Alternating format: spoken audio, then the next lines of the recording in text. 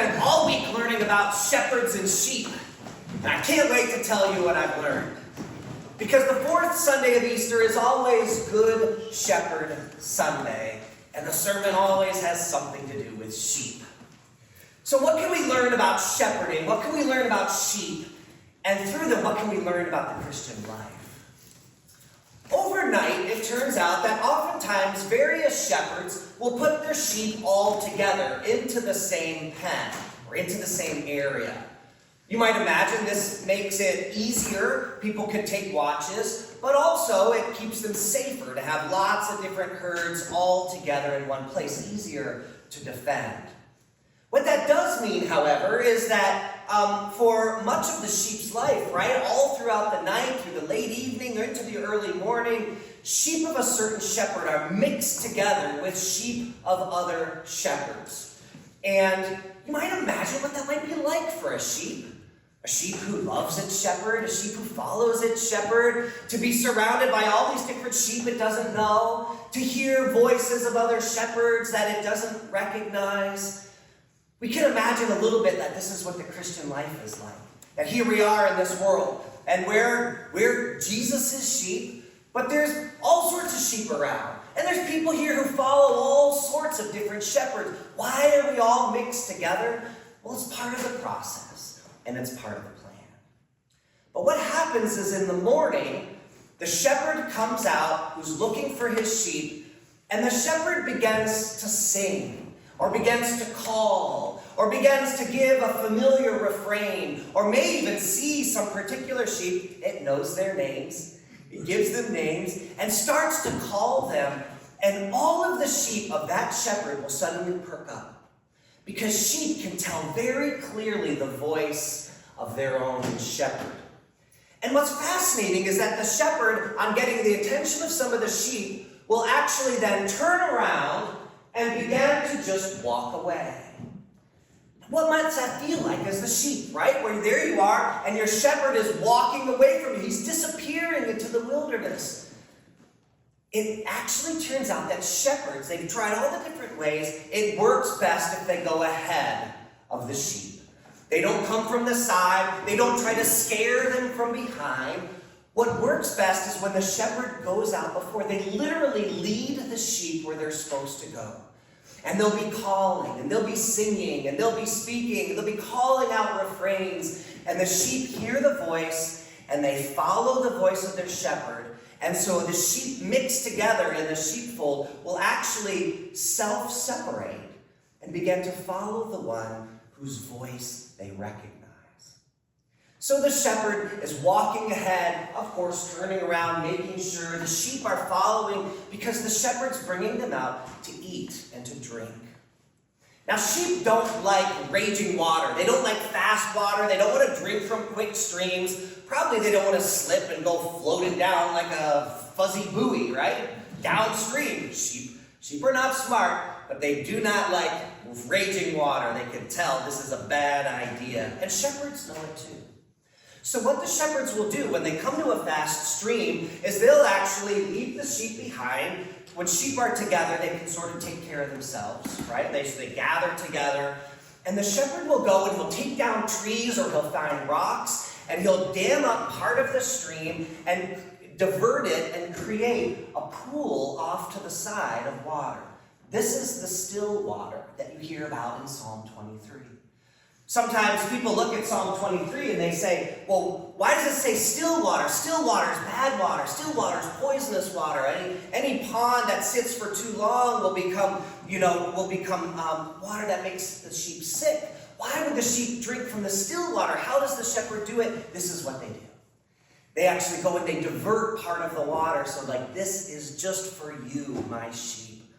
And I wonder what it's like for the sheep. Here they are, they have a shepherd, they're waiting for the shepherd, they expect the shepherd, and there he is over there taking down trees. Why aren't you here taking care of me, shepherd? There's the shepherd moving rocks. Hey, I want my shepherd close. This is how we are as Christians. What is God doing out there? Why is he dealing with all these things when I am sitting here so thirsty? The sheep don't realize that everything the shepherd is doing is to prepare the way, to prepare the space, So that moments later, when the sheep come up, why didn't he just bring me to the still water in the first place? He was preparing it all along. And then he brings this fold forward and they can drink. Now this is going to surprise you. It surprised me that when it's time for the sheep to eat, the shepherd will actually go out to a field and first they'll weed it. They will weed the pasture. They'll go through and they'll find poisonous plants. They'll find plants that are going to make the sheep sick. They'll find, like apparently those little yew bushes are really bad for the sheep. And they'll go out to familiar fields that they know have been pretty good. And they'll scan them and they'll look for anything that might be poisonous and take care of that first. Pull it out, throw it away so it can't spread. And then they bring the sheep in. And the sheep are able to pasture and to eat. And when they're nice and full, they can lay down to rest. Did you know it's very dangerous when sheep lay down to rest? There's this thing called casting. You heard of casting for sheep? This was new to me, this term. It turns out that when the sheep, when their bellies are really nice and full of grass, and they lay down, and they tuck their feet under them, and they sort of like to lay on their side, sometimes they roll over. And when they roll over, they can't turn back. It's like a turtle or something. It's like if it's in soft ground and it sort of starts to give away, then I guess their spine pushes into the ground and their feet are straight up and down. And it turns out they can only stay this way for a matter of minutes before all the blood starts to drain out of their legs and they start to have problems with their organs and they can die. Upside down with their feet standing straight up. And this is the moment in our lives with our shepherd Jesus where we suddenly realize, I am so helpless. I cannot take care of myself. I was simply trying to lay down and my whole life just went sideways. And it's in those moments where you suddenly realize how badly you need a shepherd.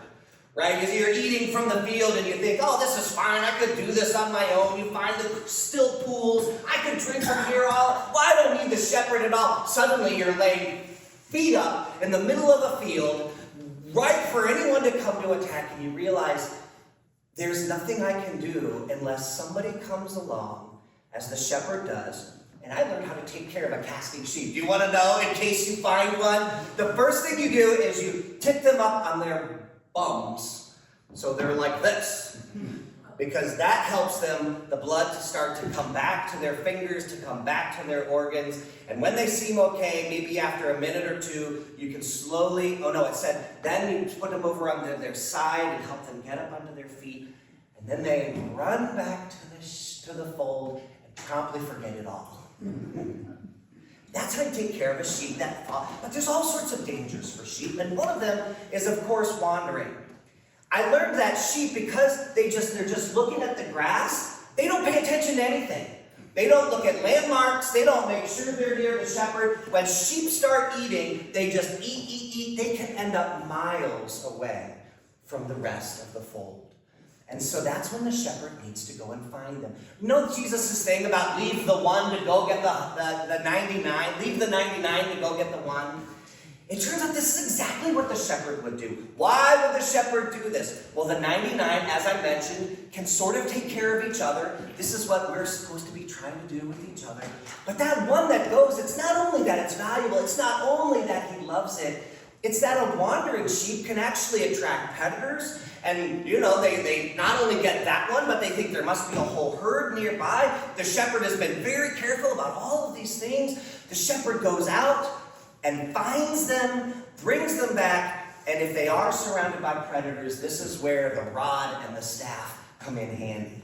Because the shepherd not only has the shepherd's staff where the sheep's neck, sort of grab them by a leg and sort of pull them a little bit, which, by the way, is uncomfortable when the shepherd pulls our leg or grabs us a little. It's always helpful. When you feel like the Lord is changing your life or dragging you forward or pushing you back or holding you still, recognize the shepherd sees something you don't see and you go with it. But of course the shepherd also has this nice rod, which is good for hitting wolves right in the ribs, as well as the staff to use to protect them.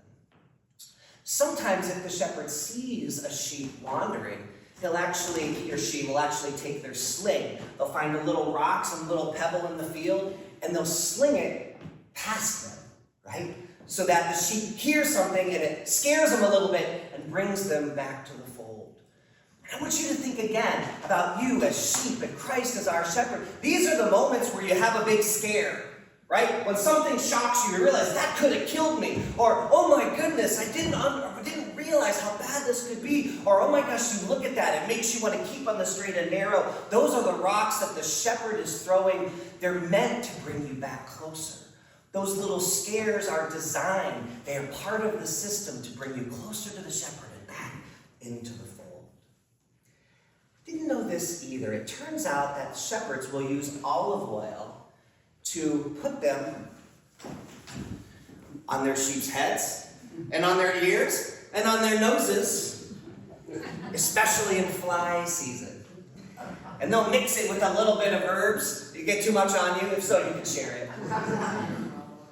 To keep the flies away, and it'll heal their noses because sometimes they get a little rough. And this is sort of those moments of anointing, right? This is one of the places where the healing oil comes from, where the shepherd comes and he's watching, he cares, he's keeping the insects off of you, he's helping you to heal.